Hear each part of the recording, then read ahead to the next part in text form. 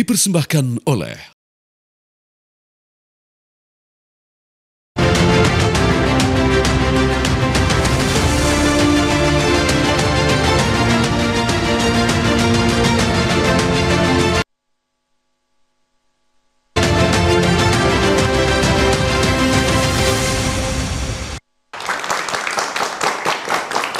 Selamat malam, hari ini spesial catatan demokrasi 28 Januari 2025.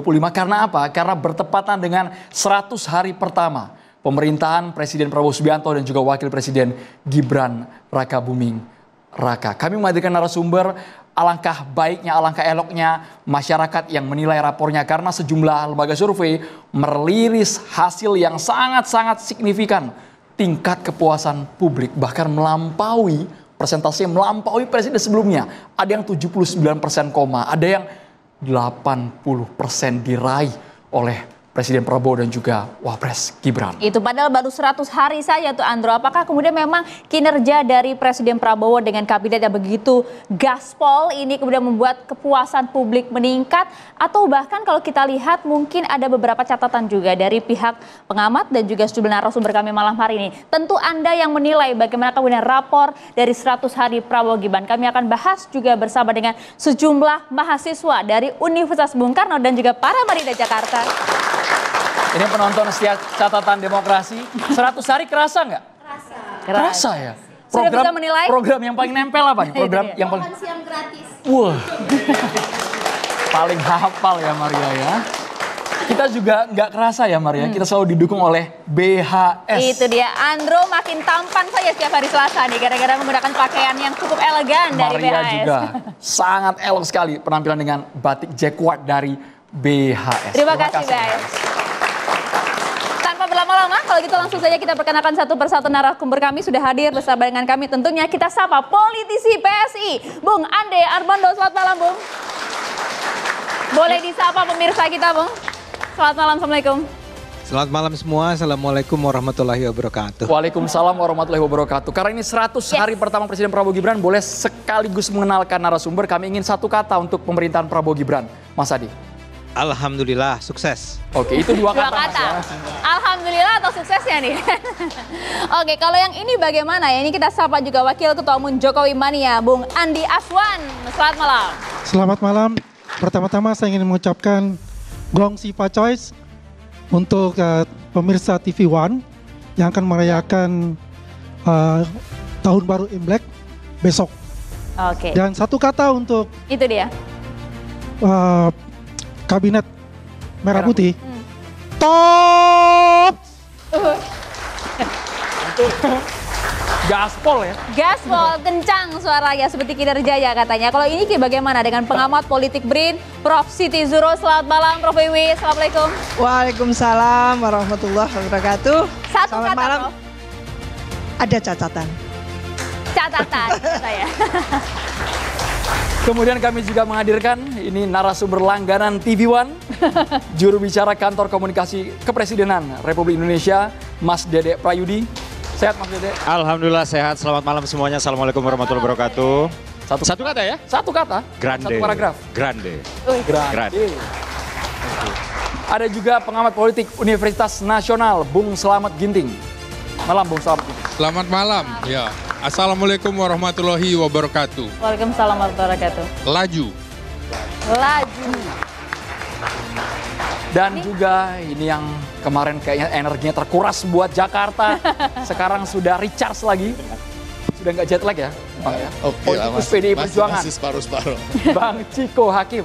Assalamualaikum, selamat malam, salam sejahtera. Oh, mulain sendiri boleh ya 3 kata ya? Minta diskon ya? Nggak bisa satu kata, udah. Bisa lebih baik. Bisa lebih baik. Oke. Kita perkenalkan juga sudah tersambung melalui sambungan Zoom bersama dengan kami ada Jubir Partai Gerindra Bung Wi Hadi Wianto. Assalamualaikum, selamat malam. Selamat malam semuanya. Satu kata boleh Bang meskipun dari Zoom? Mantap. Mantap. Mantap lo ya. Mantap langsung di akhir tuh. Jangan diplesetin mantap, jangan makan tabungan. Bukan. Beda arti, itu beda arti ya. Kita boleh ke Bang Ciko Hakim terlebih dahulu. Dari PDI Perjuangan melihat bagaimana 100 hari pertama pemerintahan Prabowo Gibran. Puas dari PDIP?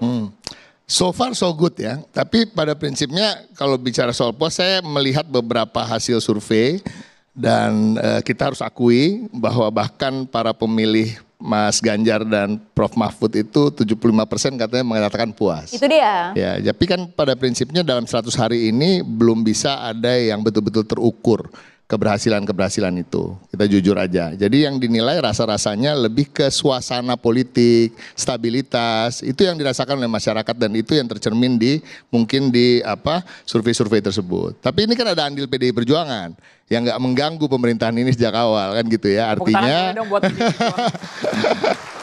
iya, artinya suasana kondusif, stabilitas politik ini juga karena memang semua partai, baik itu teman-teman Kim dan Kim Plus yang berada di dalam pemerintahan atau di dalam kabinet, juga PDI Perjuangan yang tentunya memberikan kesempatan untuk Pak Prabowo bagaimana untuk bisa membenahi apa-apa yang buruk yang ditinggalkan yang lalu, yang baik kemudian dilanjutkan.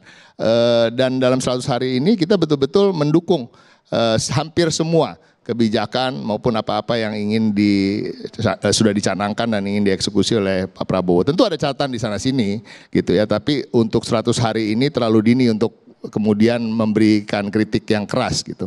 Dan kalau kita bicara soal kontroversi, saya rasa masyarakat juga sudah cerdas, banyak kontroversi atau hal-hal kasus-kasus yang terjadi yang muncul ke permukaan di 100 hari pemerintahan ini adalah warisan dari yang lalu. Misalnya ada kasus korupsi nikel gitu ya, Harvey Muiz lah kita sebut. Ya, kemudian ada lagi pagar laut gitu. Ada beberapa hal lain yang memang sebenarnya bukan dari kebijakan pemerintahan yang sekarang. Jadi artinya yang lalu terus Bang Ciko? Enggak, kita kan harus gini. Karena 100 hari ini agak susah untuk mengukur. Jadi apa-apa yang buruk pun sebenarnya belum bisa juga dilakukan oleh pemerintahan yang ini. Masa dalam 100 hari udah melakukan hal yang buruk, ya itu kan luar biasa juga ya gitu. Tapi kan bukan berarti selama pemerintahan ini tidak ada yang buruk. Catatannya mungkin satu, hukuman yang terlalu ringan mungkin untuk Harvey Muiz. Kan itu juga ranahnya pemimpin ya. Orang bisa bilang, oh yudikatif berbeda, it's a different branch from eksekutif dan legislatif. Enggak begitu. Kalau seorang presiden, seorang pemimpin itu seperti di Harry Truman ya kalau nggak salah ya, the buck stops here. Semua masalah selesai di sini. Dan itu ditaruh di belakang mejanya dia gitu. Artinya apa? Dia harus sebagai leadernya semua, termasuk yudikatif dan legislatif sebenarnya. Dan juga rakyat Indonesia.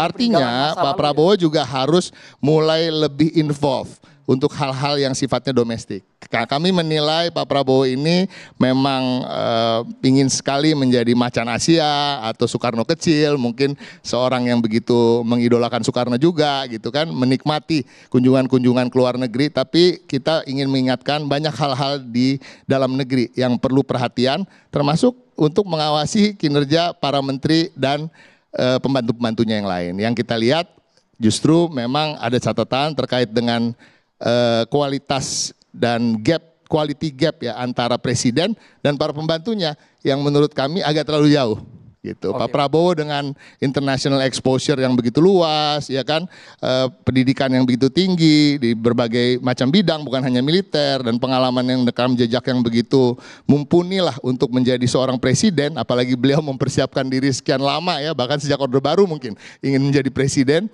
Jadi artinya harus dibantu oleh para pembantu yang punya kualitas dan kompetensi yang lebih dari yang memang sekarang. Para menteri saat ini kenapa Bung Ciko? Saya nggak mau menyebut nama, tapi rasa-rasanya Maria bisa jawab sendiri, kan ada beberapa yang rasa-rasanya tidak cocok dalam posisinya. Saya tidak mengatakan mereka sebagai manusia itu bukan manusia yang sukses, tapi nggak semua manusia yang sukses dalam bidangnya itu harus menduduki jabatan-jabatan penting seperti menteri, utusan khusus, wakil menteri, atau kepala-kepala badan. Gitu aja. Yang menarik tadi Abang membandingkan, ada komparasi dengan pemerintahan sebelumnya, warisan yang lalu belum tuntas sampai sekarang. Persoalan yang dibawa di masa pemerintahan Prabowo Gibran.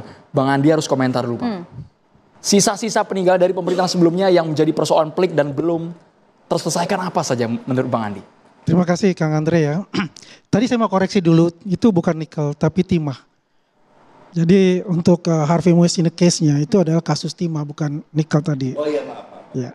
Jadi kalau kita bicara 100 hari, memang benar juga itu tidak, katakanlah the whole things itu oleh Pak Prabowo. Masih ada sisa-sisa dari presiden terdahulu itu Presiden Jokowi dengan kesuksesannya beliau juga.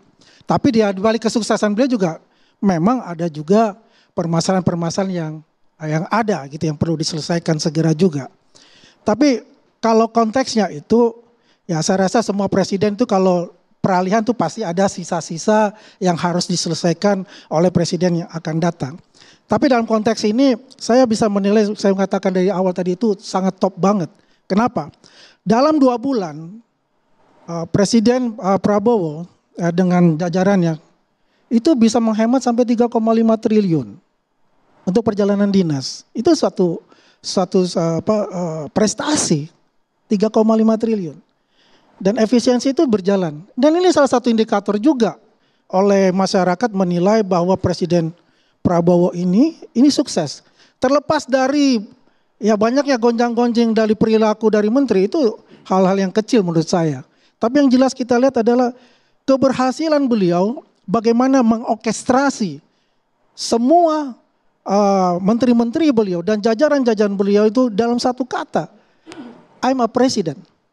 You must follow us. Kalau tidak mengikuti ya apa yang sudah dicanangkan, lebih baik minggir. Jadi wajar kalau hasil survei menunjukkan kepuasan terhadap Prabowo melampaui Presiden Joko Widodo. Jauh? Ya, saya setuju itu. Ya, kalau kita juga lihat dari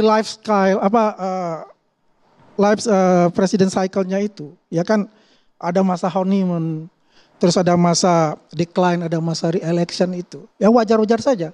Kalau masa honeymoon ini kita lihat keamanan ini luar biasa di zamannya Pak Prabowo ini, walaupun 100 hari, tapi kan kita enak gitu ya, tenang aja gitu. Walaupun dari segi ekonomi, dari kelas menengah ke atas agak turun, tapi itu bisa akan di-catch up lah nanti, akan diperbaiki kemudian itu. Nah kembali tadi dengan makan bergizi gratis, pasti setuju semua ya MGG ya? Luar biasa kan hasilnya kan? Mahasiswa setuju nggak? Setuju nggak?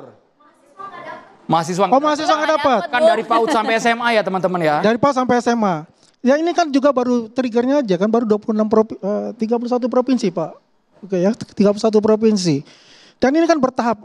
Dan saya yakin ini, kalau 30 tahun di India, pelaksanaan MBG ini, 80 tahun di Jepang, insya Allah itu yang IQ kita dibilang IQ 78, dalam waktu 1 tahun ini bisa meningkat, bisa menjadi 90. Saya yakin itu. Terima kasih. Bung Andi, artinya kepemimpinan 100 hari Prabowo Gibran saat ini jauh lebih baik kalau kita komparasi dengan kepemimpinan Pak Jokowi sebelum. Begini, kalau kepemimpinan Jokowi kemarin, saya harus menjelaskan ini. Karena ini ada transformasi ya dari kepemimpinan Jokowi dan ke Pak Prabowo. Karena Pak Prabowo sendiri kan masuk di dalam kabinet 2019 sebagai Menteri Pertahanan. Dan beliau banyak belajar dari Pak Jokowi juga gitu kan ya. Dan kita akui kepuasan masyarakat ini 80% melebihi dari SBY, melebihi dari Jokowi. Meskipun di mata Jokowi mania juga seperti itu, sama hasil? Ya sama, kita kan fair aja kita lihat dari situ. Itu hasil survei dari pilihan masyarakat. Baik, kita ke Bang Slamet Ginting. 100 hari pertama ini apakah, kalau kata Bang Ciko kan ini terlalu dini kalau kritiknya keras, kencang. Jadi ya harus sesuai, harus proporsional juga menilai terhadap pemerintahan Prabowo Gibran. Ya, salah satu indikator keberhasilan sebuah negara itu biasanya dikaitkan dengan pertumbuhan ekonomi. Ya, apa yang dikemukakan Presiden Prabowo dengan target 8% itu, apakah itu bukan target yang sangat ambisius? Karena kalau kita lihat sebelumnya di era terakhir Jokowi terjadi deflasi dari bulan Mei sampai bulan September, dan itu juga menyebabkan 80.000 orang kehilangan lapangan pekerjaan. Jadi ini sebuah indikasi berat. Apalagi dalam sejarah reformasi Indonesia, itu pertumbuhan ekonomi paling tinggi itu hanya ada pada titik 6,3% di tahun 2007 eranya Presiden SBY. Sementara era Presiden Jokowi yang katanya 10 tahun akan meroket, ternyata nyungsep gitu. Poinnya di angka 5%. Nah itu menjadi catatan. Kemudian memang di dalam transisi kepemimpinan nasional kita, ini relatif yang paling mulus ya. Dari Jokowi kepada Presiden Prabowo. Tapi ada catatan tentunya. Jangan sampai kemudian kekurangan-kekurangan dari Presiden Jokowi itu jadi melekat di eranya Prabowo Subianto. Maka persepsi publik juga di 3 bulan ini adalah mengapa Presiden Prabowo belum bisa melepas bayang-bayang Jokowi. Meskipun tingkat kepuasan 80% kok. Persis. Nah, itu kan belum bisa jadi indikator di dalam 3 bulan atau 100 hari. Nah, memang program-program populis yang dulu dilakukan Jokowi itu juga disukai oleh masyarakat. Maka program makan bergizi gratis yang ini menjadi program populis dan juga didukung banyak pihak, saya kira harus juga dilanjutkan. Cuma memang beberapa kritiknya, apakah dananya cukup untuk 5 tahun? Karena program ini kan baru untuk 1 tahun dan itu membutuhkan dana APBN yang luar biasa untuk menutup ini sekitar, kalau nggak salah sekitar 300 triliun. Nah, ini belum sampai di Indonesia Timur. Kalau angkanya 10.000 dan bicara nasi, maka kita harus lihat juga makanan pokok orang Indonesia tidak semuanya nasi. Misalnya di Indonesia Timur, sagu gitu ya, termasuk di Papua. Nah, orang Papua tidak cukup hanya gizi saja, tapi dia juga harus kenyang. Saya beberapa kali misalnya ke wilayah komunitas adat terpencil, di Karowe misalnya, Mapi. Nah itu harus makannya hanya 1 hari sekali. Dan ini juga harus dipertimbangkan, jangan sampai kemudian semuanya harus makan nasi. Kan begitu. Kemudian juga persoalannya lagi adalah bagaimana kedaulatan pangan yang digaungkan Prabowo tentu menarik, apalagi yang kemudian dilakukan penanaman itu di Merauke.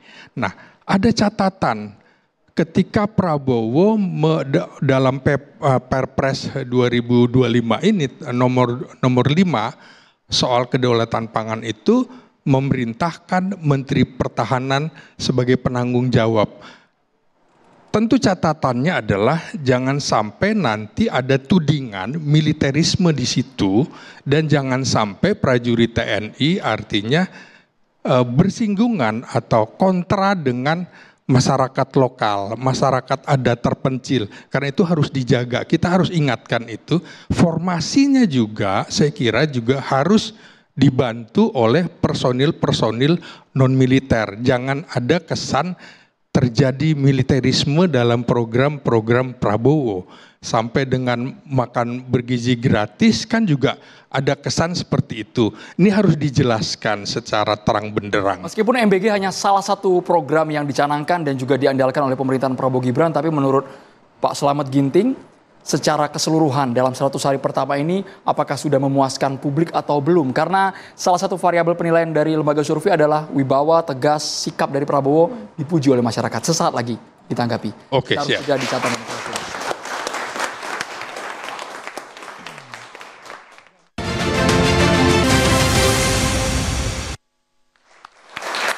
Langsung ditanggapi Pak Slamet Ginting, jangan sampai publik hanya melihat lapisan permukaannya saja, tapi belum masuk ke program substansinya yang dirasakan oleh halayak. Iya, saya kira program populis tentu saja butuh penilaian panjang, tapi dalam rentang 100 hari ini tentu saya mengapresiasi itu ya. Tapi beberapa hal yang menjadi catatan demokrasi adalah misalnya ya, pada saat pilkada itu kontroversi sekali posisi Prabowo yang terkesan mendukung calon pasangan tertentu. Itu menjadi sebuah catatan. Kemudian juga pernyataan akan ada pilkada melalui perwakilan tidak langsung itu juga merupakan sebuah catatan tersendiri. Kemudian juga saat pidato di awal akan mengatakan akan menindak secara tegas koruptor. Tapi di sisi lain ketika Prabowo menyatakan akan mengampuni koruptor, itu juga publik bingung. Nah, saya kira jangan semua pernyataan langsung diambil alih oleh presiden. Karena ketika presiden keliru, siapa yang memperbaikinya? Mestinya juru bicaranya, sehingga kalau juru bicara keliru masih bisa kemudian diberikan catatan. Nah, apresiasi tentunya dalam politik luar negeri itu luar biasa sekali, terutama pertemuan dengan pemimpin-pemimpin besar Amerika, Cina, dan Rusia.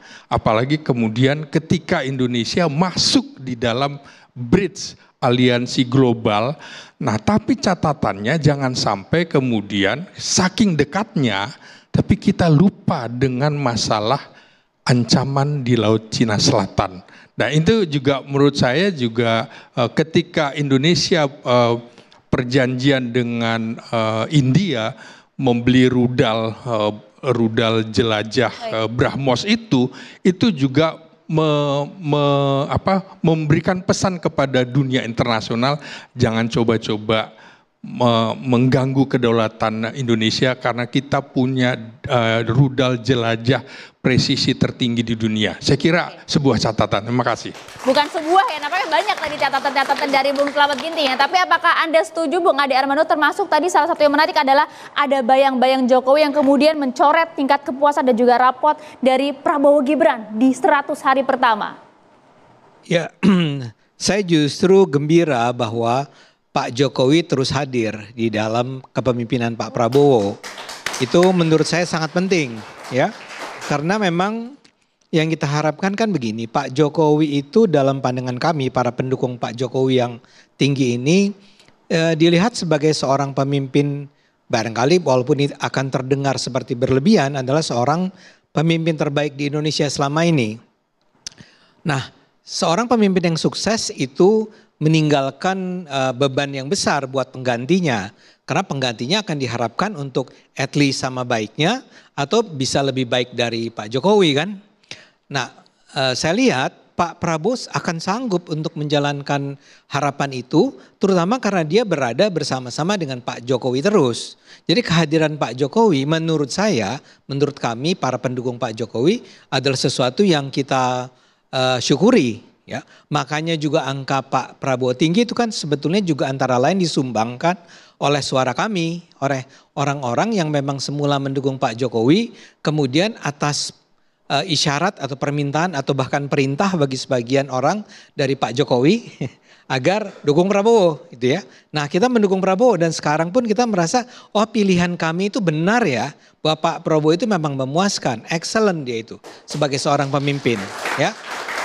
Jadi buat saya minta maaf kalau kita agak berbeda ya. Tapi buat saya justru penting ada Pak Jokowi terus. Tapi Pak Prabowo sendiri menurut saya pemerintahan ini memang dalam 100 hari pertama ini sanggup menunjukkan sebuah achievement lah ya, pencapaian atau bukti-bukti yang membuat kita merasa kita perlu optimistis nih melihat pemerintahan ini. Salah satu yang terpenting, saya nggak tahu apakah orang akan setuju dengan saya merasa Pak Prabowo ini memang menjadi sangat populis, ya. Yang tadi disebut nih, makan siang, makan apa? Makan gratis, makanan bergizi gratis. Itu menurut saya, kan dulu banyak lah yang teman-teman Anda juga pasti protes-protes tuh, apa sanggup, sampai sekarang aja masih ada banyak yang nyinyir kan. Tapi itu berhasil dong dan ada begitu banyak anak-anak muda, anak SMA, anak SMP, maaf nih mahasiswa nggak dapet ya. Saya rasa di negara lain juga nggak ada ya. Makan siang, makan gratis buat mahasiswa. Tapi buat anak-anak itu, terutama yang kalangan tidak mampu, itu luar biasa berarti buat mereka. Tapi oke, jangan lupa nih. Program populisnya Pak Jokowi itu kan, saya masih ada bayang-bayang. Iya karena belum move on saya. Nah, Anda tahu bahwa ada penghapusan utang-utang UMKM, petani, nelayan itu dilakukan dalam awal pemerintahannya Pak Prabowo. Betul gitu ya Pak Uki? Nah, saya harus minta izin dari teman adik saya ini ya karena beliau datang dari tim komunikasi Pak Prabowo ya. Betul kan ada penghapusan. Ya. Bayangin UKM, nelayan, petani itu dihapuskan UMKM-nya. Utangnya. Ada utang ya. Kenaikan gaji penghasilan ini Pak Uki boleh dikoreksi juga kalau ini saya salah, ada kenaikan gaji guru, ya, honorer dan seterusnya. Nanti dulu kalau mau koreksi. Tapi menurut saya itu luar biasa, ya. Kemudian soal saya nggak tahu istilahnya apa ya, tapi semacam penghematan anggaran lah. Efisiensi. Dan itu angkanya saya lupa berapa angka yang dia sebut, tapi angka yang sangat-sangat serius.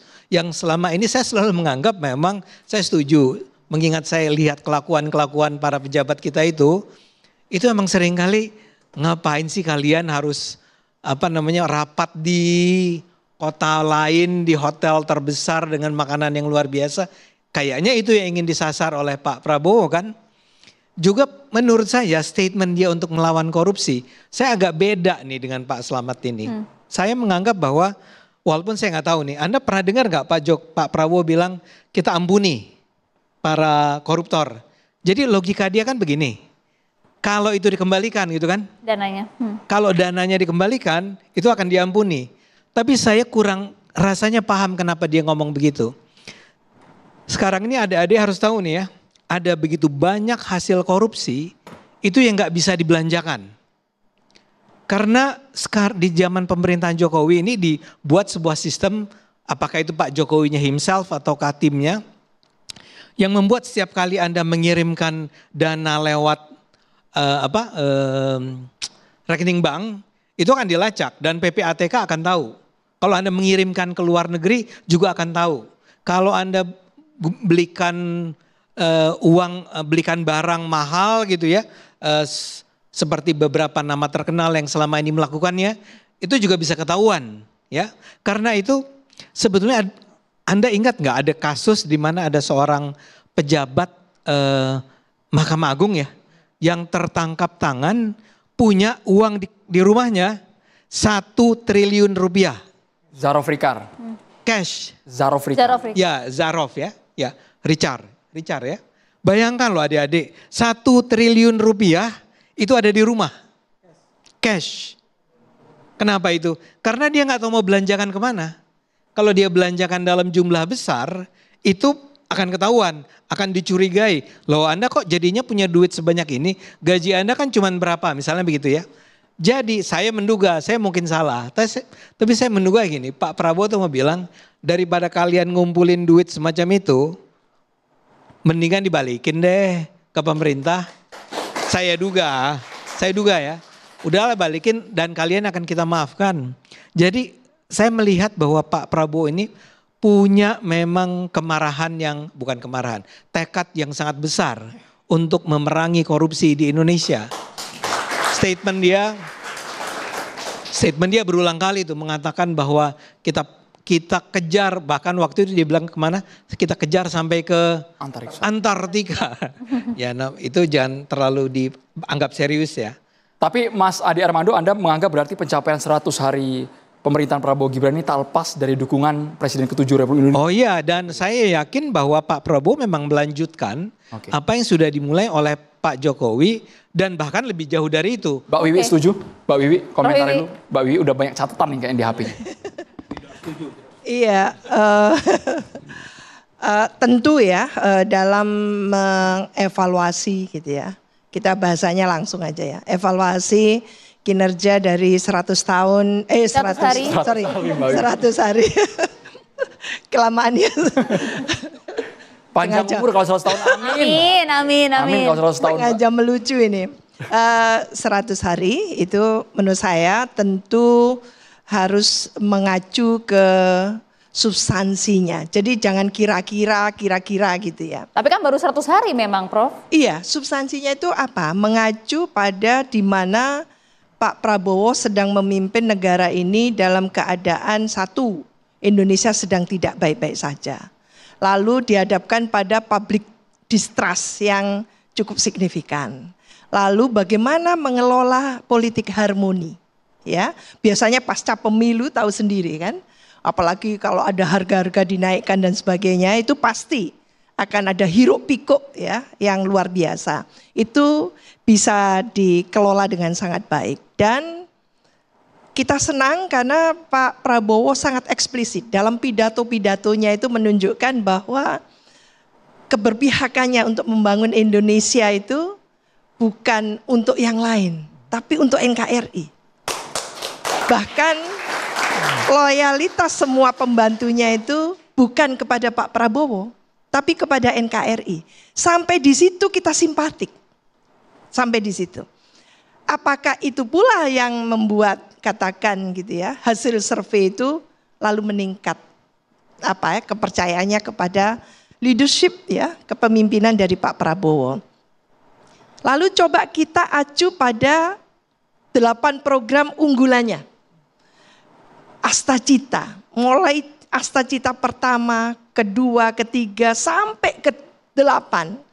Itu adakah arahnya, itu sudah dimulai oleh masing-masing kementerian lembaga yang dibentuk oleh Pak Prabowo ini. Jujur saya sangat ragu dengan kabinet yang sangat gemuk ini. Karena ini tidak alang kepalang gemuknya ini. Apakah ini ansih kayak struktur saja, miskin fungsi, atau ini kayak struktur tapi kayak fungsi juga. Jadi arahnya ini yang kita baca sekarang ini. 100 hari itu bukan hasilnya, arahnya. Arahnya on the right track enggak? Seperti yang sudah dipidatokan oleh Pak Prabowo. Lah wait and see kita itu sebetulnya pada komitmen gitu ya, konsistensi dan aplikasi yang dikonkretkan oleh masing-masing kementerian lembaga. Itu sebetulnya. Lah, tentu yang sangat menarik dalam keadaan seperti ini adalah mengentaskan kemiskinan. Jumlah penduduk miskin kita yang sangat signifikan jumlahnya, kalau nggak salah 9% ya. Pengangguran berapa persen Mas? Signifikan masih ya? 5-6%, oke. Dan jumlah stunting, hampir semua daerah itu disapu oleh stunting. Ini yang menjadi pekerjaan rumahnya Pak Prabowo. Saya pelan-pelan, nanti keliru Pak Joko Widodo ya, gitu ya. Nanti itu kaplingannya Mas Ade. Ya.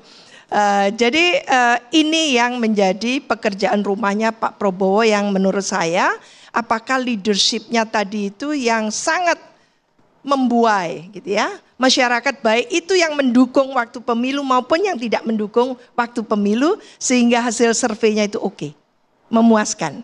Jadi pidatonya yang menunjukkan bahwa kita akan bangun Indonesia dengan memihaki bangsa sendiri itu menimbulkan deburan-deburan yang sangat menyemangati. Prof. Wiwi, jujur itu. Ya, tapi apakah kemudian tingkat kepuasan yang cukup tinggi tadi dipengaruhi oleh pidato seorang Prabowo yang luar kombinasi biasa, kemudian juga kepemimpinannya, atau justru tadi seperti yang disampaikan oleh Mas Ade Armando, ini karena posisi Pak Jokowi yang kemudian bersamaan dengan Pak Joko Widodo menurut saya ketika beliau sudah purna bakti, selesai. Dalam sejarah Indonesia tidak pernah ada presiden gitu ya, yang terus-menerus membayang-bayangi. Jadi kalau sudah purna bakti ya sudah selesai gitu ya. Ya menurut saya sudah ini eranya Pak Prabowo. Anda tidak lihat ada bayang-bayang Jokowi di balik Prabowo? Pak Prabowo itu bukan anak kecil loh. Kenapa harus dibayang-bayangi? Jadi Pak Prabowo itu punya visi, misi, dan tentu program-programnya yang kalau sama persis, masa iya sih? Kabinetnya harus dibawa ke Hambalang, dibawa ke Magelang dengan cara-caranya sendiri yang memang punya background seperti itu. Jadi kalau saya tidak terbuai seperti itu. Memang dalam pemilu mungkin peran dari Pak Joko Widodo oke. Tapi pasca pemilu nanti dulu gitu ya. Karena bagaimanapun juga orang punya style sendiri. Dan menurut saya apa yang dihadapi oleh Pak Prabowo dengan Pak Jokowi sudah eranya beda. Ekspektasi ya, bagaimana meyakinkan, menganalogikan diri Pak Prabowo dengan masyarakat luas, dengan partai-partai yang ada, sampai seperti itu, tidak harus menimbulkan guncangan-guncangan, friksi-friksi di tengah masyarakat, itu yang membedakan Pak Jokowi dengan Jadi Pak. beda era presiden harusnya beda cara juga yang dilakukan Iya. oleh para pemimpin Iya, di negeri. jadi Selain beda. itu Mbak Wiwi, Prof, yang menarik ketika Prof mengatakan ini bisa kami tangkap bahwa meragukan ketika jumlah kabinet merah putih yang terlalu besar, Iya. apakah mereka kaya fungsi dengan kondisi yang sangat gemuk Iya. atau seperti apa? Sesaat lagi harus ditanggapi oleh Pak Oke, Wihadi. makasih. Hanya di catatan demokrasi Indonesia. Terima kasih.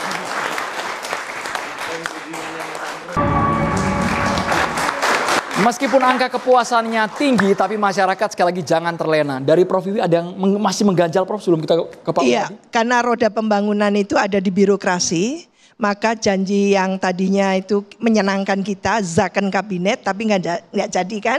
Oke, nggak jadi. Tapi bagaimana mengelola itu? Contoh sekarang kan, bahwa saya ini adalah pegawai negeri nih ya, ASN, saya merasakan bagaimana anggaran yang akan dipotong ya di kementerian dan lembaga dan dampaknya terhadap aktivitas kita. Apakah saya periset ini akan bisa melakukan riset dengan memadai? Itu pertanyaan yang sangat serius. Padahal riset-riset kita tidak main-main. Dulu kami di Lembaga Ilmu Pengetahuan Indonesia, sekarang BRIN. Itu satu contoh. Apakah kami nanti kalau gitu ya dikurangi sedemikian rupa jatah riset yang sekarang aja sudah sangat kecil kan gitu. Lah itu apakah nanti memadai? Oh, penelitiannya cuman secondary resources. Apa? Studi kepustakaan. Ya Allah, gitu kan? Mempengaruhi hasil dong tentunya. Iya, belum lagi ada kemungkinan penalti-penalti terhadap tukin kita gitu ya. Dengan berlapis-lapis itu. Jadi mohonlah Pak Prabowo, kami ya periset ini gitu ya, ASN ini tolong tentunya ingin melakukan penelitian yang sangat serius dan hasilnya itu kita publikasikan, kita berikan untuk negara. Oke, menarik ini. Coba kita tanyakan ini ya, curhatan dari Prof Wiwi ya kepada Pak Wihadi. Nampaknya beberapa program-program strategis yang kemudian dianggap sebagai capaian, salah satunya tadi efektivitas anggaran itu nampaknya belum dirasakan cukup baik, salah satunya oleh peneliti kita dari BRIN, Pak Wihadi. Ya, saya sudah mendengarkan berbagai macam pendapat yang tadi disampaikan dan ini adalah langkah positif. Dan ini juga kalau kita melihat kinerja Pak Prabowo, tentunya juga ini didasari juga adanya transisi yang cukup baik dari pemerintahan Pak Jokowi. Karena kita paham bahwa pada bulan Oktober itu bagaimana sistem anggaran kita sudah diketok, sudah diketok palu antara DPR dan pemerintah pada bulan September. Artinya bulan Oktober, November, Desember ini kan sisa-sisa anggaran yang sebenarnya terjadi di 2024. Nah kemudian kalau tadi Prof. Suryo meragukan mengenai masalah anggaran, tentunya bahwa anggaran ini dengan waktu yang kita lihat dari mulai Oktober, November, Desember dengan sisa anggaran yang ada, terus kemudian juga kita ada kementerian-kementerian yang baru, artinya kementerian yang memang itu satu kementerian yang dipisahkan menjadi tiga kementerian itu adalah dengan cara untuk mengefektifkan. Nah tapi mata anggarannya kan tetap mengacu kepada 2024. Maka di situ kita melihat bahwa memang anggaran pada saat itu hanya operasional.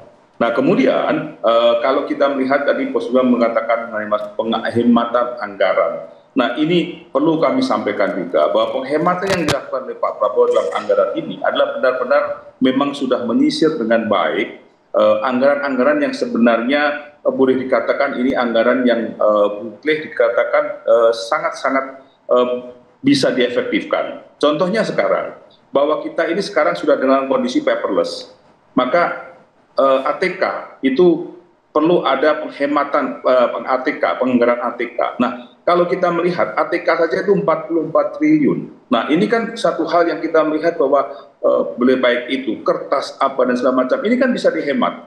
Nah, ini penghematan dilakukan. Kemudian juga perjalanan dinas. Nah, perjalanan dinas ini juga perlu kita garis bawahi. Artinya ada hal-hal dengan kondisi teknologi yang sekarang ini, dengan kita sendiri mungkin dengan pertemuan-pertemuan yang sekarang dengan daring itu sudah bisa melakukan pertemuan-pertemuan dengan baik. Nah, ini adalah sesuatu hal langkah-langkah positif yang kita lakukan, bahwa era yang saat ini sudah era yang kita lihat bahwa kantor-kantor sekarang juga orangnya juga banyak yang tidak dari kantor. Kalau swasta itu mereka bisa bekerja anywhere, mereka bisa work from anywhere, itu bisa terjadi juga. Nah, ini adalah penghematan yang dilakukan. Jadi kita tidak memotong bagaimana riset yang dilakukan dan ini adalah untuk kepentingan bangsa, tetapi ini adalah bagaimana Pak Prabowo menghemat daripada anggaran ini, dan anggaran yang dihemat ini untuk apa? Ini adalah untuk kepentingan rakyat juga. Kita melihat bahwa program-program Pak Prabowo, kita lihat makan bergizi gratis MBG, itu adalah sesuatu hal yang sangat positif dan ini memberikan dampak ekonomi juga. Jadi tadi ada hal keraguan mengenai masalah pertumbuhan ekonomi yang targetnya adalah 8. Nah, kalau kita lihat dari makanan bergizi ini bukan suatu hal yang main-main, karena dalam makanan bergizi itu sirkular ekonomi itu akan berjalan. Nah, ini program Pak Prabowo yang benar-benar diperhitungkan sekali dengan adanya makan bergizi ini, karena makan bergizi ini tentunya bahwa membutuhkan beras, membutuhkan lauk, membutuhkan gizi, telur dan segala macam.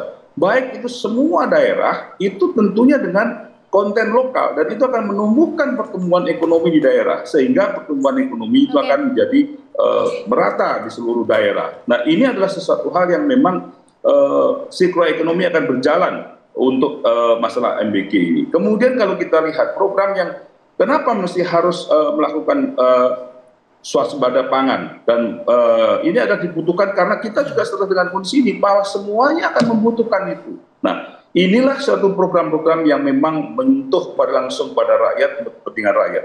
Dengan kondisi yang demikian, maka sebenarnya dalam waktu yang sangat pendek sekarang ini, kita katakan 100 hari, yang dengan kita melihat bahwa Pak Prabowo sudah cukup baik dengan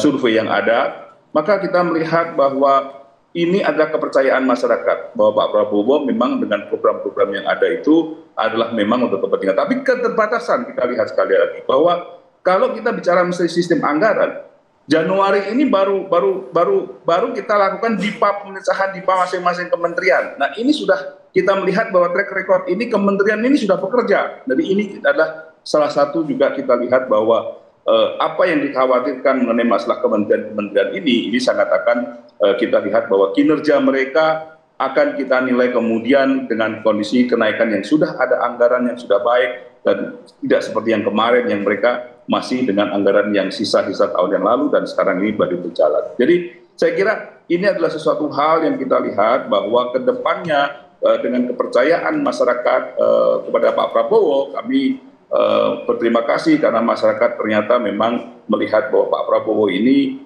memberikan rasa aman untuk investasi juga. Kita melihat bahwa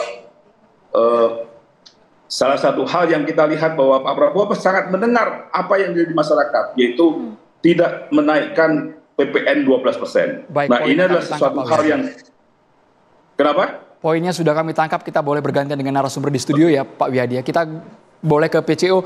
Mas Uki, kami yakin Presiden Prabowo tipe yang sangat terbuka, menerima seluruh kritikan, saran, masukan dari publik. Capaian dalam 100 hari ini Mas secara objektif bisa di... Iya, pertama-tama Presiden tidak mengenal istilah program maupun target 100 hari. Itu dulu ya. Tapi kami memahami bahwa publik, media, juga katakanlah komentator sudah terbiasa dengan istilah tersebut. Jadi kalau kita berbicara program, ini programnya sampai kapan? Ada yang 5 tahun seperti MBG ya, atau ada yang 2 sampai dengan 3 tahun seperti menghapus kemiskinan ekstrim menjadi 0% dan lain-lain. Tapi kalaupun kita berbicara 6 bulan atau 3 bulan boleh juga. Kita berbicara soal apakah sudah dimulai atau kalaupun sudah dimulai progresnya sampai mana. Nah, kita berbicara 3 bulan lah kurang lebih ya. Jadi kita melihat kepada tingkat kepuasan publik kepada Presiden Prabowo dan juga Wakil Presiden Gibran Rakabuming Raka. Litbang Kompas sudah mengatakan bahwa tingkat kepuasan di sana 80%, indikator politik 79%, LSI Denny JA kurang lebih sama dan mereka masih di dalam margin of error, artinya dapat dipertanggungjawabkan secara kaidah keilmuan. Begitu ya. Tapi kan kita juga nggak sampai di sana aja yang kita lihat misalnya ya. Jadi misalnya begini, kita bedah lagi. Ada yang tentang ekonomi, ada yang tentang kesejahteraan dan lain-lain. Misalnya tentang ekonomi, ya, tentang ekonomi sudah cukup baik, 80 sekian %. bahkan kesejahteraan juga 80 sekian persen. Dan kami menganggap ini artinya kerja-kerja ekonomi. Pemerintah itu sudah berada di track yang benar, rel yang benar, dan lokomotifnya sudah melaju dengan kecepatan yang juga benar. Namun kita bedah lagi, di ekonomi itu ada apa? Ternyata yang paling rendah adalah soal lapangan pekerjaan. Lalu kita lihat datanya, ternyata kok pengangguran turun-turun aja sih sebenarnya. Lalu masalahnya di mana? Kita lihat lagi, ternyata ada pergeseran memang. Dari orang yang tadinya bekerja di formal, kemudian dia bergeser ke informal. Nah, hal-hal seperti inilah secara objektif ya menjadi masukan buat pemerintah sebenarnya. Jadi nggak hanya bagus-bagus saja yang kemudian kita rayakan gitu. Jadi ada hal-hal catatan-catatan kritis yang pemerintah juga harus dengarkan dengan fair, dengan baik, dan Presiden Prabowo juga sangat mengapresiasi kritik. Jadi bagi kami kritik itu seperti obat dan vitamin ya, mungkin di lidah rasanya pahit. Tapi setelah kita konsumsi, ini menyehatkan. Berbeda dengan gula-gula yang kalau kita konsumsi kebanyakan, malah kita diabetes. Kurang lebih seperti itu ya, itu sebuah analoginya. Nah, inilah dia yang sedang kami lihat ya. Jadi selama 3 bulan ini cukup baik ya. Dan kami menilai ini karena beberapa hal. Yang pertama itu adalah janji politik itu sudah mulai ditunaikan. Program makan bergizi gratis tanggal 6 Januari sudah dimulai secara bertahap. Ya, lalu kemudian pemutihan utang UMKM yang terutama bergerak di sektor pangan itu juga sudah dimulai per 1 Januari. Subsidi pupuk juga sudah dimulai per 1 Januari. Nanti kawan-kawan kalau berulang tahun, nah tadi kan kalau makan bergizi gratis kan anak-anak kuliah kan nggak dapet ya. Tapi kalau ulang tahun jangan party-party doang ya. Periksa kesehatan gratis di puskesmasnya masing-masing. Ya. Jadi itulah dia ya, itu yang pertama.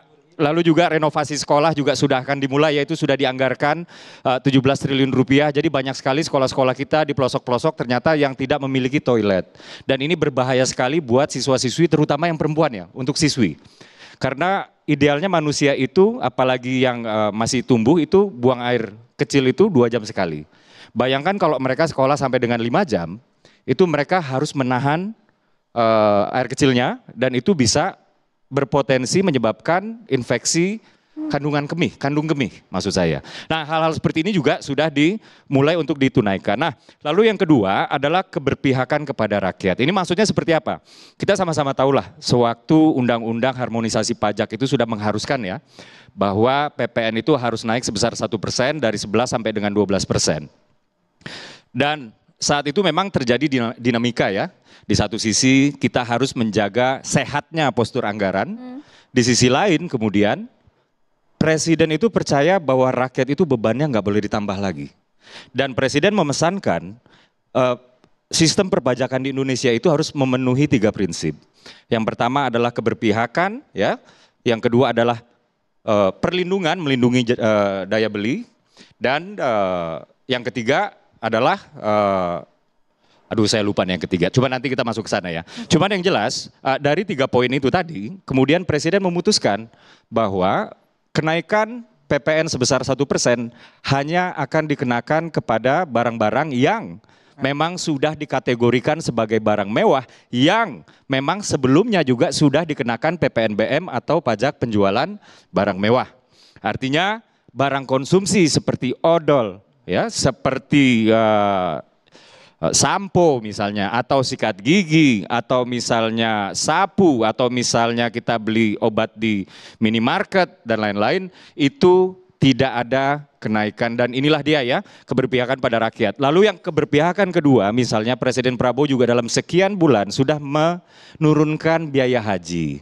Jadi biaya haji yang tadinya 80-an juta ya per satu orang jemaah kemudian sudah diturunkan menjadi 55-an juta. Jadi ini juga keberpihakan Presiden Prabowo di luar yang pemutihan utang UMKM ya. Di luar pemutihan UMKM tadi. Nah, 2 hal ini tadi ya, yaitu janji politik yang mulai ditunaikan, kemudian keberpihakan kepada rakyat, ada juga soal strong leadership. Ada juga soal strong leadership. Termasuk penegakan hukum tadi, Mas Uki, yang dipertanyakan Pak Slamet? Iya, bahkan beberapa ya dalam sebulan atau 1,5 bulan pertama kita sama-sama tahu ya bahwa ada seorang pejabat di MA yang tadi sudah juga diutarakan oleh Bang Ade Armando yang dengan tegas ya itu diadili ya, yang kemudian dibuka sebuka-bukanya dan lain-lain ya. Dan itu adalah wujud bahwa Presiden itu tidak main-main ya di dalam penegakan hukum, termasuk dengan memberikan keistimewaan-keistimewaan even pada seorang pejabat tinggi sekalipun. Misalnya seperti itu. Tapi begini, strong leadership yang saya maksud barusan itu adalah kalau kita ibaratkan ya, Kabinet Merah Putih ini harus terorkestrasi dan bermain seperti kalau sepak bola Belanda itu total football. Total football ya.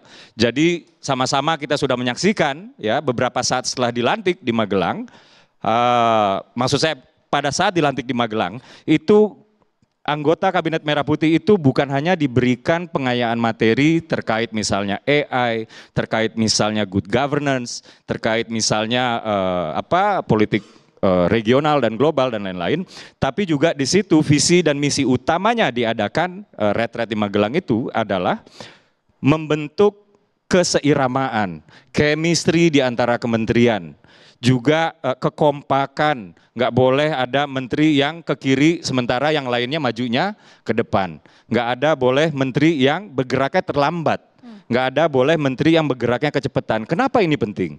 Karena quick wins atau program hasil terbaik cepatnya Presiden Prabowo itu kan nggak ada yang single sector. Saya ambil contoh misalnya program makan bergizi gratis ya. Kita boleh saja di dalam kepala kita berbicara MBG, artinya di sini leading sektornya adalah Badan Gizi Nasional ya yang dipimpin oleh Prof. Dadan. Tapi mungkin kita lupa bahwa suplai bahan baku makanan tersebut itu dari para petani, dari para pekebun, dari para peternak, dari para nelayan. Dan di sini makanya perlu ada program lain yang juga sedang digalakan pemerintah, yaitu apa? Ketahanan dan swasembada pangan. Gitu. Jadi kalau misalnya saya membayangkan secara liar ya, MBG langsung ditunaikan gitu ya, 82 juta orang penerima manfaat, sementara swasembada pangan tidak jalan, maka yang terjadi apa? Inflasi. Harga kenaikan bahan pokok itu akan terjadi kenaikan yang luar biasa besar. Jadi inilah yang dimaksud dengan keseiramaan tadi. Nggak boleh ada yang lambat, nggak boleh ada yang cepat. Nah inilah dia yang saya maksud tadi dengan strong leadership. Tapi kalau Presiden Prabowo sendiri menilai jajaran Kabinet Merah Putih, beliau sudah mengatakan bahwa secara umum beliau puas ya. Beliau puas dengan anggota kabinet yang bekerja siang dan malam. Walaupun 1-2 orang kami tangkap ada yang belum apa-apa sudah minta tambahan anggaran. Sesaat lagi Mas. Siap. Baru juga dilantik. Kita harus sudah Japa Demokrasi.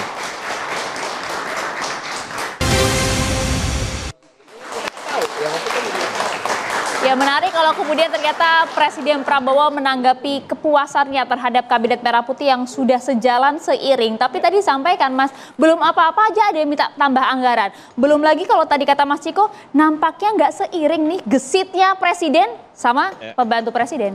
Iya, tentunya 1 atau 2 event atau peristiwa-peristiwa gitu ya, itu tidak bisa kita simpulkan untuk kita menarik kesimpulan bahwa inilah seluruh kinerja Kabinet Merah Putih secara keseluruhan dalam 3 bulan, kurang lebih seperti itu ya. Memang ya tentu saja ada 1 atau 2 peristiwa yang kaitannya dengan kontroversi. Bahkan program makan bergizi gratis pun juga ada kontroversi dan kekurangan-kekurangan yang terus kita perbaiki. Jadi pemerintah dalam hal ini posisinya nggak defensif ya. Posisinya nggak defensif dan kalau kita melihat sih sekarang semuanya sih kompak ya. Kemarin juga saya ulangi lagi ya tadi bahwa MBG itu tidak berdiri sendiri, nggak hanya BGN tapi juga swasembada dan ketahanan pangan. Kemendes baru saja menyatakan komitmennya bahwa kurang lebih 20% ya dana desa di desa-desa yang memang itu ada pertaniannya atau ada perikanannya atau ada perkebunannya itu memang untuk dialokasikan untuk peningkatan kapasitas produksi ya pertanian, perkebunan dan peternakan tadi. Misalnya seperti itu. Desa tematik. Nah, Prof Wiwi ini juga lagi menggarap desa-desa kita juga. Jadi tidak ada ya. Jadi memang ada 1-2 peristiwa yang memang patut patut kita perhatikan, tapi itu juga tidak cukup untuk kita meng-overgeneralize peristiwa tersebut seolah-olah inilah gambaran yang utuh. Enggak begitu juga, enggak begitu. Kadang ada celetukan dari menteri atau kepala badan yang membuat publiknya jadi makin kencang nadanya, Jadi ya. kesannya jadi polemik di tengah Yang bikin masyarakat. pusing PCO juga tuh. Contoh MBG ya, masuk MBG kan kami lihat berjalan lancar semua, tapi tiba-tiba ada statement di daerah tertentu bisa menyesuaikan, bisa jadi serangga alternatif MBG. Itu kan salah satu yang kontroversial. Iya, jadi begini, untuk MBG ini tidak ada standar menu nasional. Yang ada adalah standar gizi nasional. Jadi per menu, per hari, per anak itu harus memenuhi AKG, angka kecukupan gizi setidaknya sepertiga, karena kan 1 kali porsi ya. Jadi itulah dia ya. Nah, untuk menunya sendiri ini menyesuaikan dengan kearifan lokal, kurang lebih demikian. Tadi Prof. Ginting juga sudah mengatakan ya, dan sudah menyarankan ya, bahwa setidaknya misalnya untuk kebutuhan karbohidrat di Papua itu mungkin lebih baik pakai sagu, misalnya seperti itu ya. Dan ini memang sedang berlangsung. Jadi tidak ada standar menu, misalnya karbohidrat itu harus pakai nasi, nggak harus. Ada di satu daerah dia memakai singkong, ada di satu daerah dia memakai ubi, dan saudara-saudara kita di Papua dia memakai sagu, kurang lebih demikian. Nah, misalnya kemarin juga saya ditanyain, kok hari A gitu ya, kok nggak ada susu, misalnya seperti itu ya. Nah, susu ini kan kandungannya protein dan kalsium. Jadi tidak selalu ada susu, kurang lebih seperti itu ya.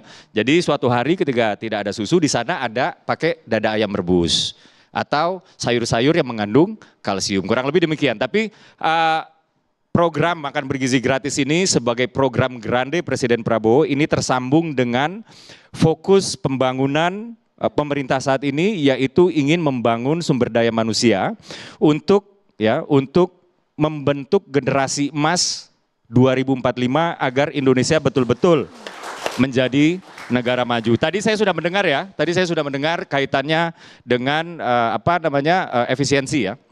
Jadi begini, program-program Presiden Prabowo kita harus akui ini mahal-mahal sekali. Makan bergizi gratis ya, itu dalam tahun ini sudah dianggarkan 71 triliun rupiah. Terus habis itu periksa kesehatan gratis, ini akan digelontorkan itu 4,7 triliun rupiah dan lain-lain gitu. Nah, kemudian dananya dari mana? Kurang lebih demikian ya. Sementara pajak itu PPN nggak jadi dinaikin, hanya untuk barang-barang mewah.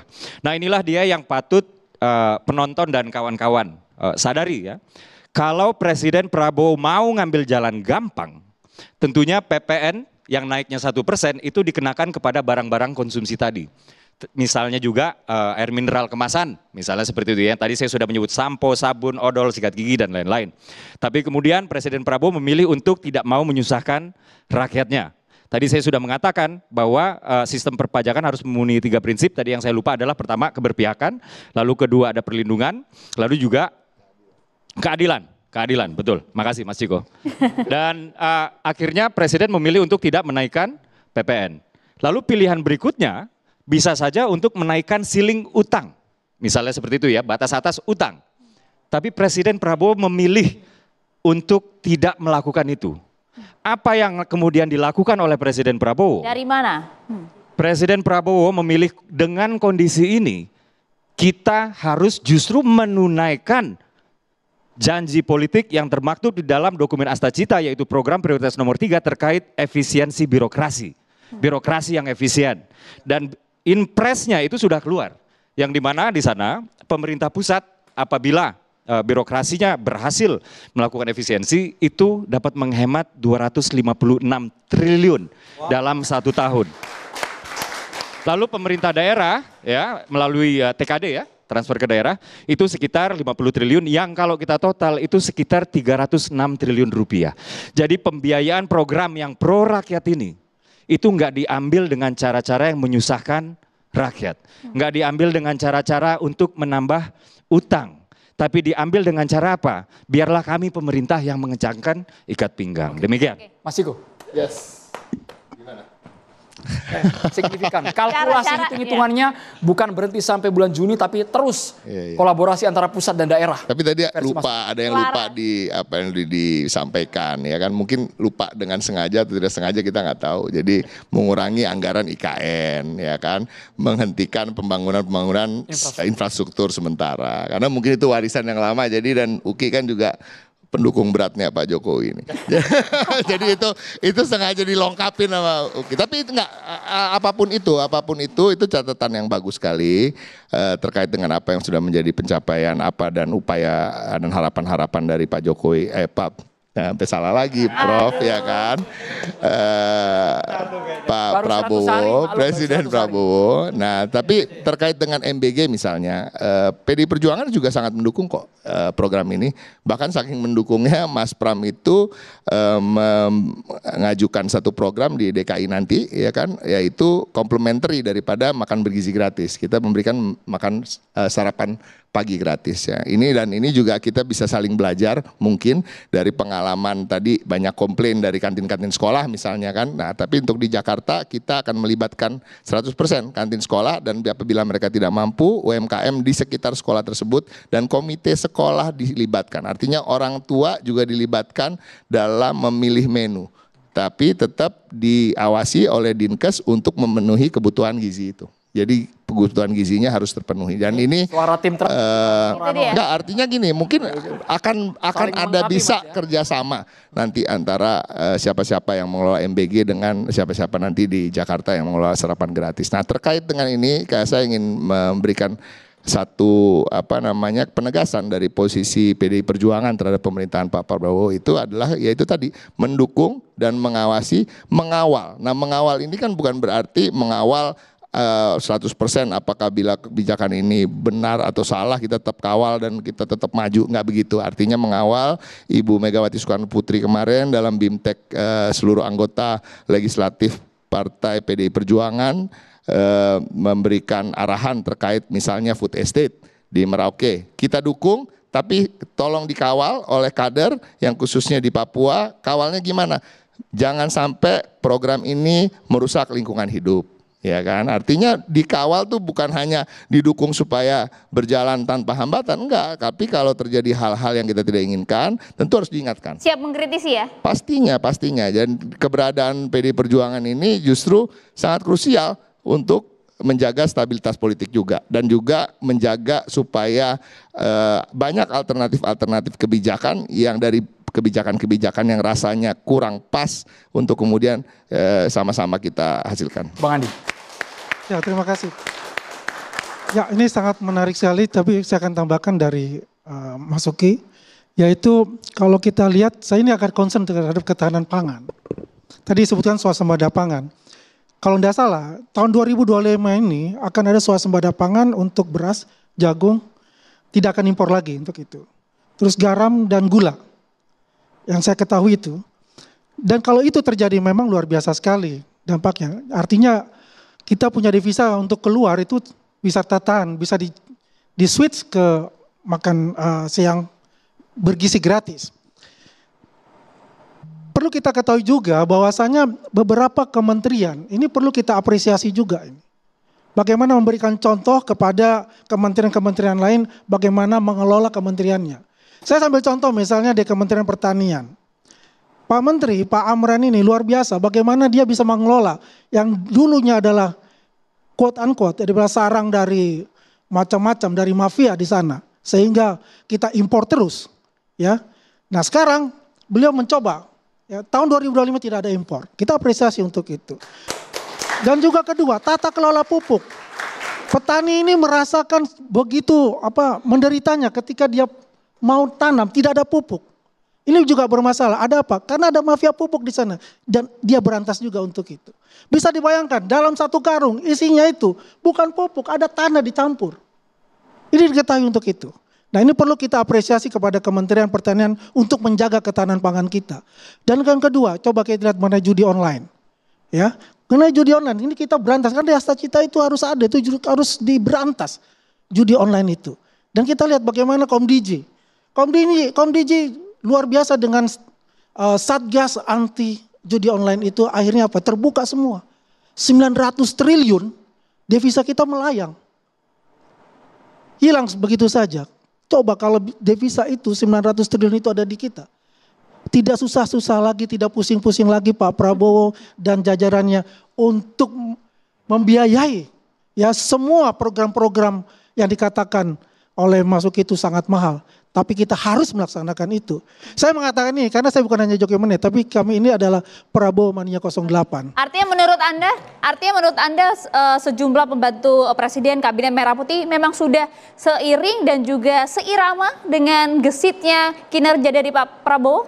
Kita tidak pungkiri juga adalah kementerian-kementerian yang tidak speed up ya. Makanya Pak Prabowo kan mengatakan gitu, ini kalau kita tidak bersih-bersih, maka rakyat akan membersihkan kita. Ya kan kata-kata itu kita quote-unquote itu. Karena apa? Makanya dipacu menteri-menteri itu harus mengikuti langkah beliau. Ya kalau nggak bisa mundur aja, masih banyak kayak Pak Uki kan bisa jadi menteri. Ya kan? Artinya masih ada di sana ya? Pasti ada lah ya. Cuma kan ini warning lah kepada para menteri pembantu beliau itu. Ya, untuk mengikuti langkah beliau. Bapak Ibu yakin ketegasan Prabowo akan terwujud secara konkret? Kalau yang tidak seirama akan ditebas? Saya yakin beliau ini adalah seorang militer. Ya, seorang militer itu ucapannya adalah janjinya. Janjinya adalah harus ditepati untuk rakyat. Karena hidupnya adalah untuk rakyat. Oke, Bung Slamet Ginting kayaknya harus menanggapi hal ini. Tapi sesaat lagi ya, usai jeda. Tetap bersama kami di Catatan Demokrasi.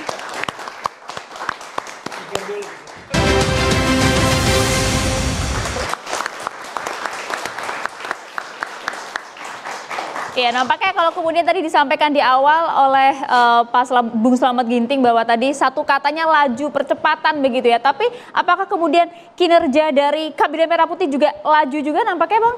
Ya, saya kira salah satu catatan juga manajemen komunikasi pemerintahan itu belum maksimal. Waduh, maksudnya di mana misalnya ada pejabat pemerintahan bicara masalah anggaran kepada publik, padahal harusnya ada kanal tersendiri. Bicara masalah anggaran kemudian bebas kepada pers. Harusnya bicara masalah anggaran itu ada kanal tersendiri. Nah kemudian tadi juga dikemukakan oleh bahwa di Komdigi itu luar biasa dalam judi online. Tapi saya kira ada sebuah catatan. Ketika seorang buzzer politik dijadikan staf khusus di Komdigi, tentu ini juga jadi catatan menarik. Kalau publik melihat catatan-catatannya, itu mohon maaf publik mengatakan itu sama menjijikkannya dengan Fufu Fafa. Karena itu menurut saya beberapa pejabat-pejabat di dalam lingkungan pemerintahan yang memang dinilai tidak firm oleh para analis politik dan juga dalam catatan survei-survei ada 10, itu ternyata catatannya sama. Saya kira Presiden Prabowo jangan terlalu lama menunggu untuk memecat benalu-benalu di dalam pemerintahan. Makasih. Mas Ade Armando. Sepakat?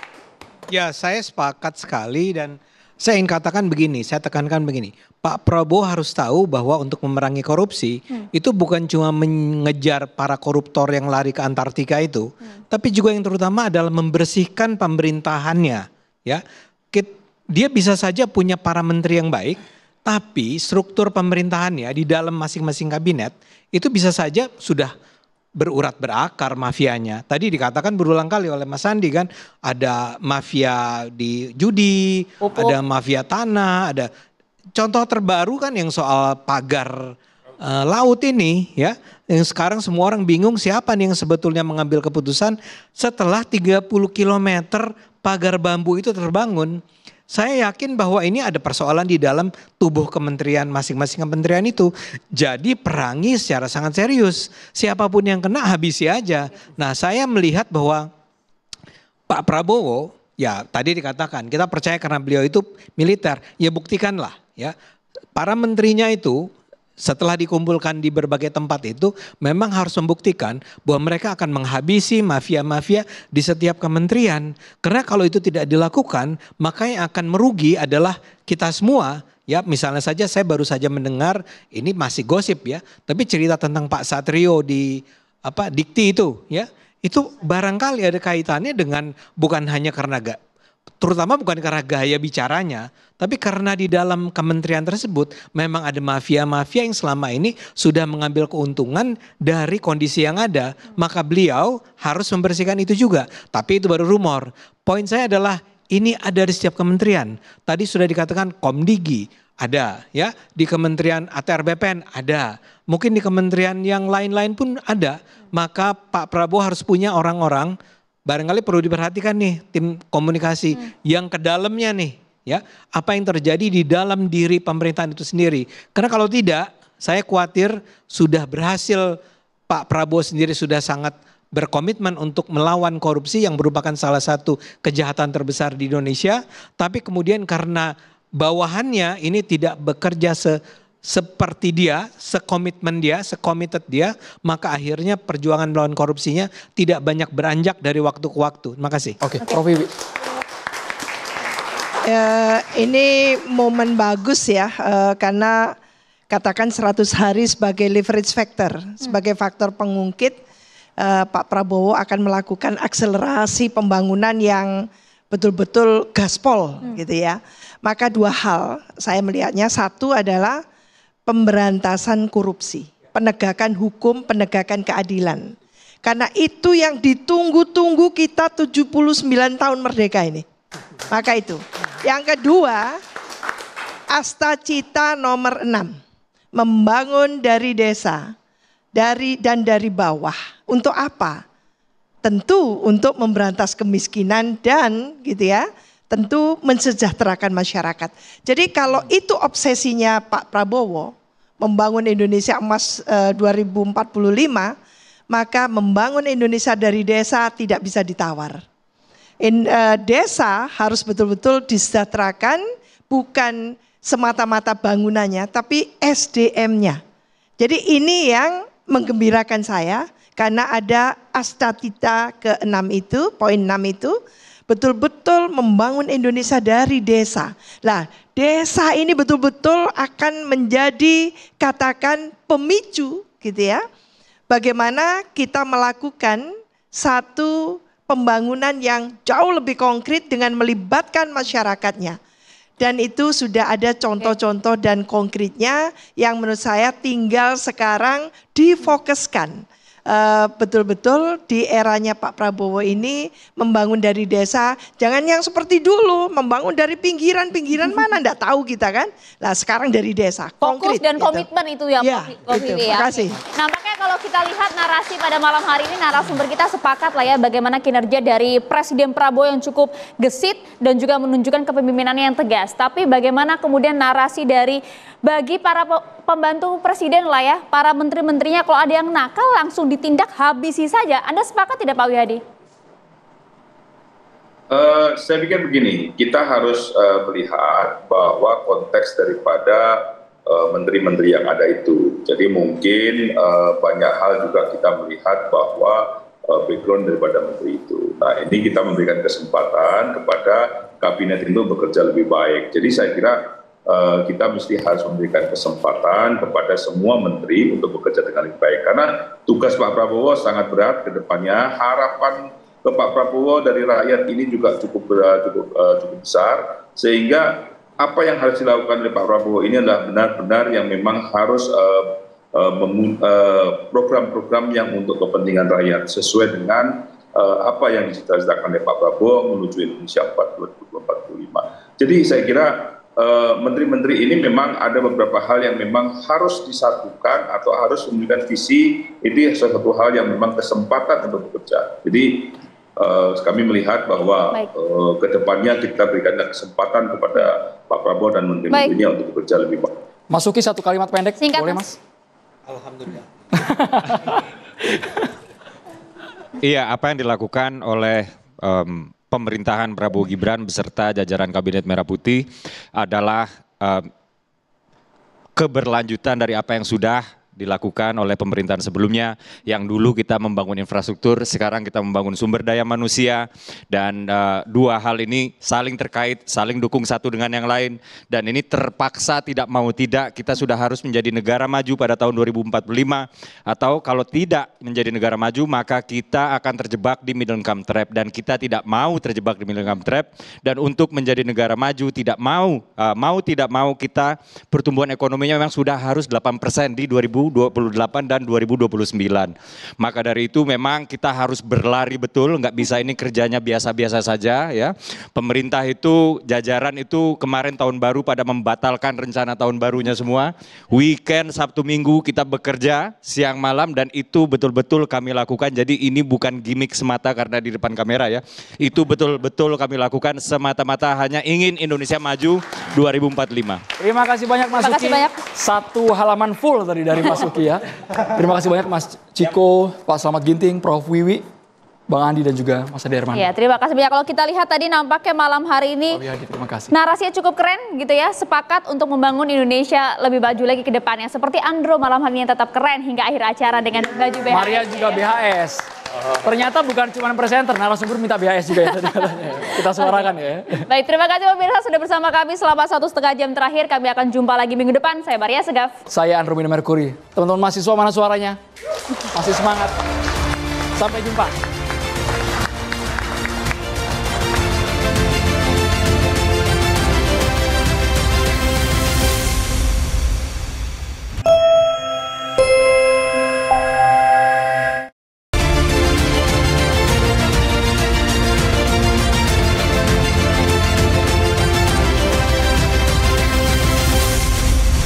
Dipersembahkan oleh